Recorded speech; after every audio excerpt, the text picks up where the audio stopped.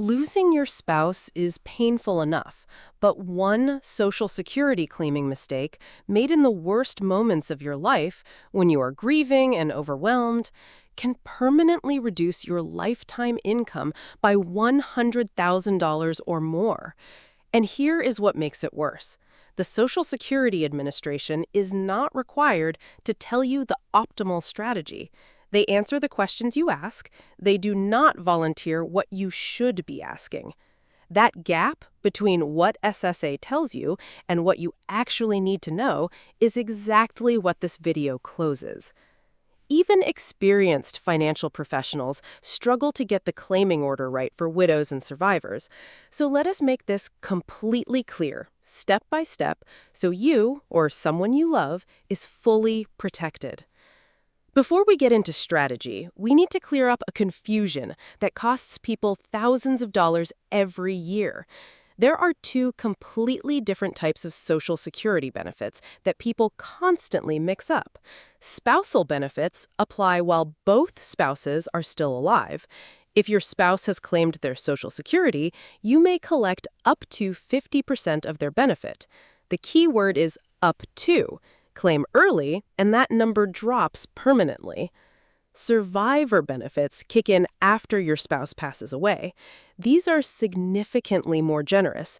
At your full retirement age, you can receive up to 100% of what your spouse was receiving or was entitled to receive at the time of their death.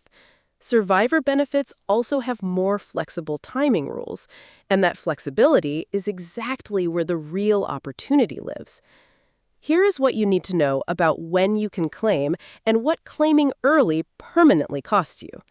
Survivor benefits can begin as early as age 60 or age 50 if you have a qualifying disability.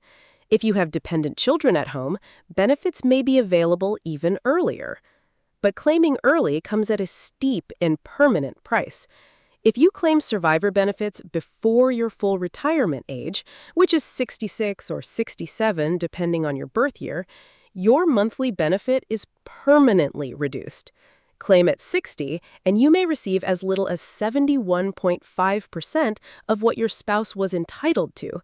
That reduction never goes away. Here is the other critical fact, and this is the one that changes everything. Survivor benefits do not increase past your full retirement age. Unlike your own Social Security retirement benefit, which grows 8% per year if you delay past full retirement age, all the way to 70, survivor benefits stop growing at FRA. That single distinction is the foundation of the most powerful widow claiming strategy available, and we are coming back to it right now. Let me show you exactly how this plays out in real life. Meet Susan. She is 63 years old and lives in Ohio. Her husband Mike passed away last year after already claiming his Social Security retirement benefit of $2,600 per month. Susan has her own work record. Her projected full retirement age benefit, her own Social Security, is $1,950 per month. At age 70, with delayed credits, that number grows to approximately $2,550 per month.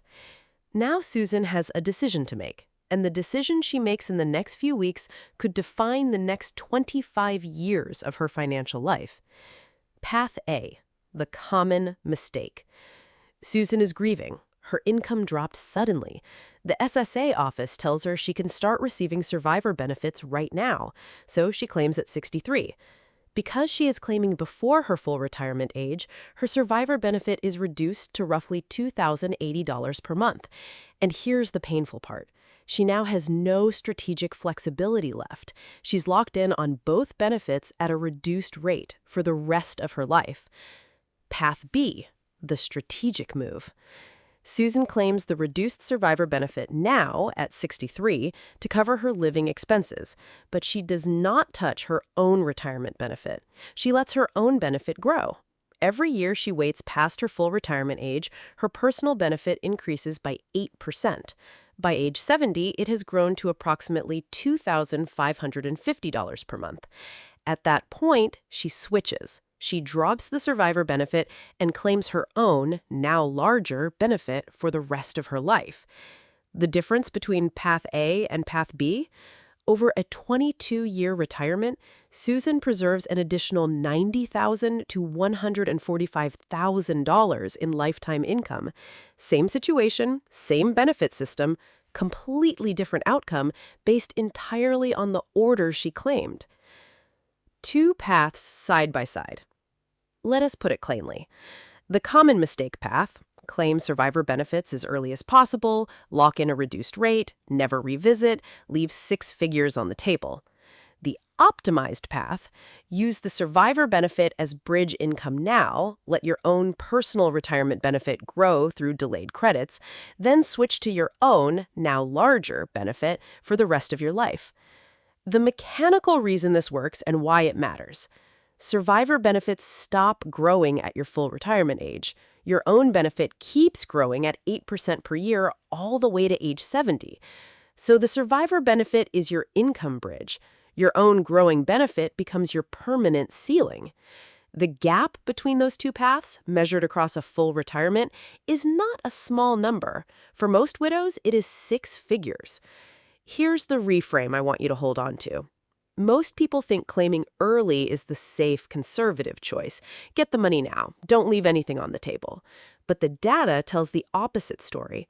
For the average widow who lives into her mid to late 80s, and statistically most will, claiming early is the riskier move. It locks in a lower monthly income for decades, not just for a few years. Patience in the right sequence doesn't just feel better mathematically, it is better mathematically for the majority of survivors. But before I give you the full picture, including the remarriage rule that catches people completely off guard, and why where you live can quietly shift this calculation by thousands of dollars, I need to flag one more strategy that most survivors have never heard of. It's called the restricted application approach. And for the right widow, it's one of the most powerful tools in the entire Social Security rulebook. Stay with me. Let's go deeper on how spousal and survivor benefits actually compare, because understanding the differences unlocks better decisions. Spousal benefits, while both spouses are alive. Maximum benefit is 50% of your spouse's full retirement age amount.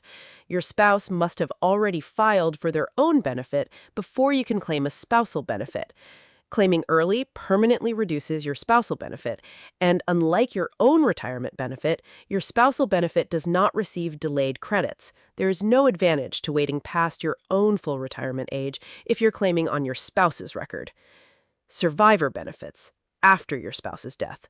Maximum benefit is up to 100% of what your spouse was receiving or entitled to, available as early as age 60.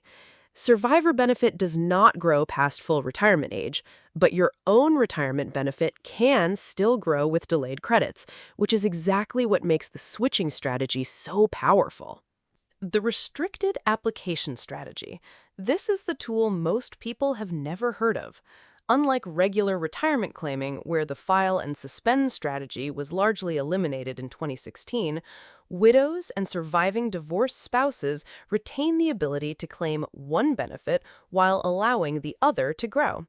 Specifically, a widow can claim reduced survivor benefits as early as 60, collect that income, and simultaneously allow her own retirement benefit to accumulate delayed credits until 70. Then she switches. This restricted application is not available to married spousal benefit claimants. It is exclusive to survivors, and it is one of the clearest examples where survivor benefits are more flexible, not less, than regular spousal benefits. The remarriage rule. This one catches people completely off guard.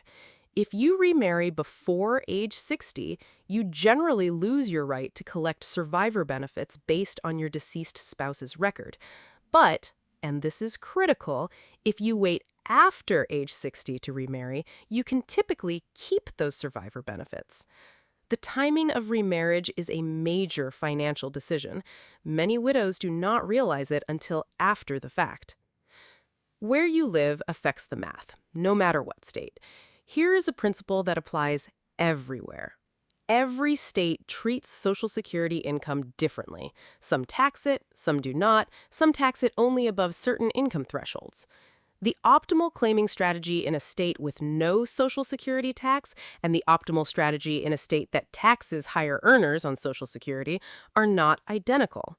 Before you make a claiming decision, find out how your specific state treats Social Security income. That one piece of information can shift the lifetime value of your decision by thousands of dollars. Now, let me be direct. The optimized strategy is not right for everyone. There are 3 situations where claiming earlier actually makes complete sense. 1, serious health condition that significantly reduces your life expectancy. The lifetime income calculation shifts. Claiming at 60 and collecting for 20 years may produce more total income than waiting and collecting a higher amount for 12 years. 2, immediate, urgent financial needs. Mortgage payments, medical bills, no other income. Waiting is not realistic regardless of long-term math. Income today that keeps you stable is more valuable than optimized income in 7 years. 3, limited own work history. If your personal retirement benefit is small, the switching strategy provides less advantage because the benefit you are growing is not significantly larger than the survivor benefit. These rules exist to protect real people in real situations. The right answer is always the one that fits your specific life. Here's what I want you to walk away with. Survivor benefits are more flexible, more generous, and more strategic than most people realize. The SSA will process whatever you apply for. They will not sit across the desk and walk you through your optimal claiming order. That is what you have to bring to the conversation. Understanding these rules doesn't just protect your income, it removes one of the biggest sources of financial fear during an already painful time and gives you real control when you need it most. Which strategy makes more sense for your situation? Claiming early for immediate income or waiting to maximize lifetime benefits? Tell me in the comments. The SSA Benefits Planner is linked in the description. It's free and it lets you model your specific numbers before you make any decisions. Subscribe, because next week I'm covering the divorced spouse Social Security rule that most people in long marriages do not discover until it's too late.